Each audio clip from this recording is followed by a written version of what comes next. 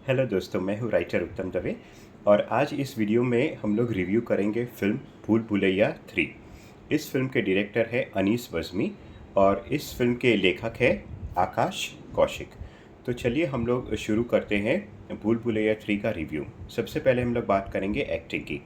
तो main Leeds जो है माधुरी दीक्षित है, फिर विद्या बालन है, फिर डिप्टी डिमरी है, आर्यन वगैरह जो है। तो वो जितने भी जो एक्टर्स है सबकी परफॉर्मेंस अच्छी है, यानी कि एवरेज हम 5 to 6 मार्क्स सभी हम लोग मेन कैरेक्टर्स को दे सकते हैं। ठीक है। अब आते हैं हम लोग बात सिनेमेटोग्राफी की। सिनेमेटोग्राफी अच्छी है, इसमें खास करके लोकेशंस बहुत अच्छे सिलेक्ट किए गए हैं, बहुत ही हिस्टोरिकल लोकेशन सिलेक्ट किए हुए हैं, इसलिए वो ओवरऑल जो विजुअल इमेजेस आपके सामने आती है वो देखने में बहुत ही अच्छा लगता है। तो उसके लिए मैं उनको 6 मार्क्स दे दूंगा। अब हम लोग आते हैं बात स्पेशल इफ़ेक्ट्स पे। तो पूरी फिल्म में क्योंकि एक सुपर नेचुरल थीम के ऊपर बेस्ड है, तो उसमें जगह जगह पे स्पेशल इफ़ेक्ट्स यूज़ की गई है और अच्छी तरीके से यूज़ की गई है, तो उसके लिए मैं उनको अप्रॉक्सीमेटली 5 मार्क्स दूंगा। उसके बाद हम लोग आते हैं प्लॉट के ऊपर। अब अगर कहा जाए तो ये पूरी जो फिल्म है भूल भुलैया 3, इसको आप हीरो इस फिल्म के माने या हीरोइन माने, तो इस हीरो और हीरोइन, इस फिल्म के हीरो और हीरोइन प्लॉट है। ठीक है। इस फिल्म के मेन हीरो और हीरोइन प्लॉट ही है और स्टोरी है, इसलिए ये जो प्लॉटिंग किया हुआ है कि एक एक प्लॉट्स में ट्विस्ट एंड टर्न्स जो आते हैं, उसके लिए मैं 9 मार्क्स दूंगा। ठीक है। अब हम लोग आते हैं dialogue, story writing and content. ये तीनों जगह पे, चाहे वो डायलॉग राइटिंग हो, स्टोरी राइटिंग हो यानी कि स्टोरी टेलिंग हो, और फिर कंटेंट हो, तो ये फिल्म का आधार ही है आकाश कौशिक की राइटिंग। इतनी ज़बरदस्त राइटिंग है कि 1 मिनट के लिए भी आपको ये नहीं पता चलेगा कि नेक्स्ट सीन में क्या होने वाला है। आप जो कुछ भी सोचेंगे वो कभी आपके दिमाग में जो चल रहा है वो फिल्म में कभी नहीं होता है।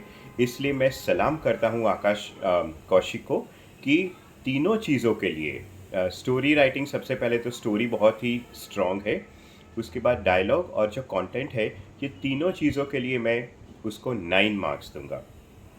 अब आते हैं हम लोग इस फिल्म के मेन अट्रैक्शन क्या है इस फिल्म का। तो सबसे अट्रैक्टिव पॉइंट्स इसके जो है वो सबसे पहले है उसकी स्टोरी, जो मैं बार बार कहता हूँ और बार बार कहता रहूँगा, स्टोरी।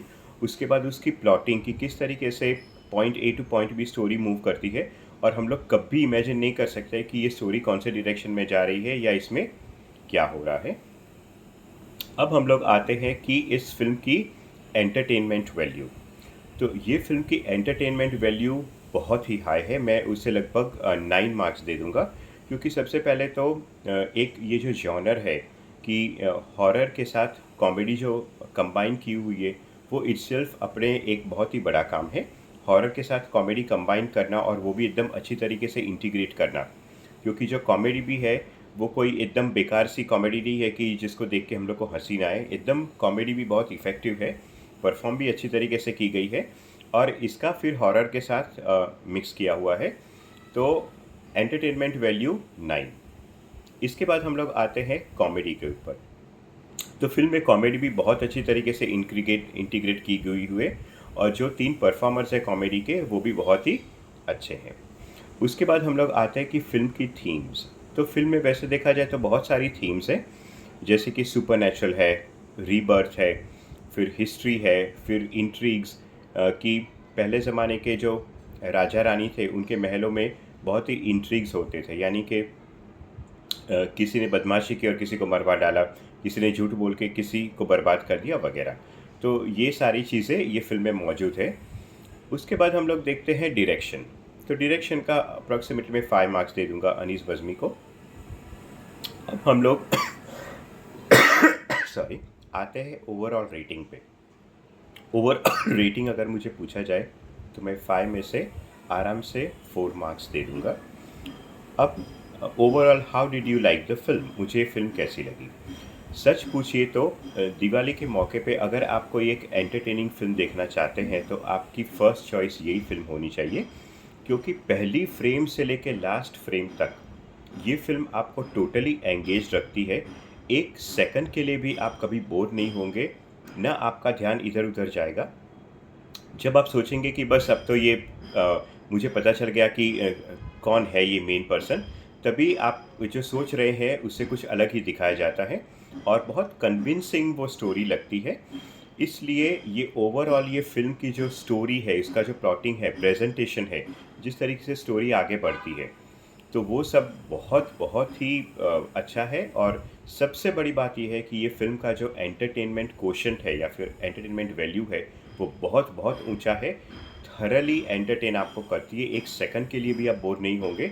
आपको कभी ऐसा नहीं लगेगा कि मैं सीट छोड़ के चला जाऊं या कुछ भी। और फाइनली मैं ये कहना चाहूँगा कि अगर आपने डिसाइड किया हुआ है कि दिवाली के दिन आप कोई फ़िल्म देखेंगे, तो आपकी फ़र्स्ट प्रेफ़रेंस डेफ़िनेटली भूल भुलैया 3 होगी।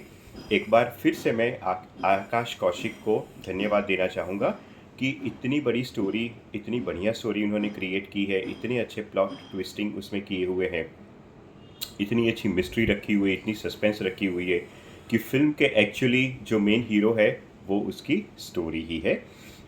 तो अगर आपको वीडियो पसंद आया हो तो वीडियो को लाइक कीजिए, कमेंट कीजिए और सब्सक्राइब कीजिए। और अगर आज आपके पास फुर्सत है, तो आप अगर कोई फ़िल्म देखने जा रहे हैं, तो सबसे पहले आपकी चॉइस डेफ़िनिटली होनी चाहिए भूल Bhulaiyaa 3। Go ahead and enjoy the film.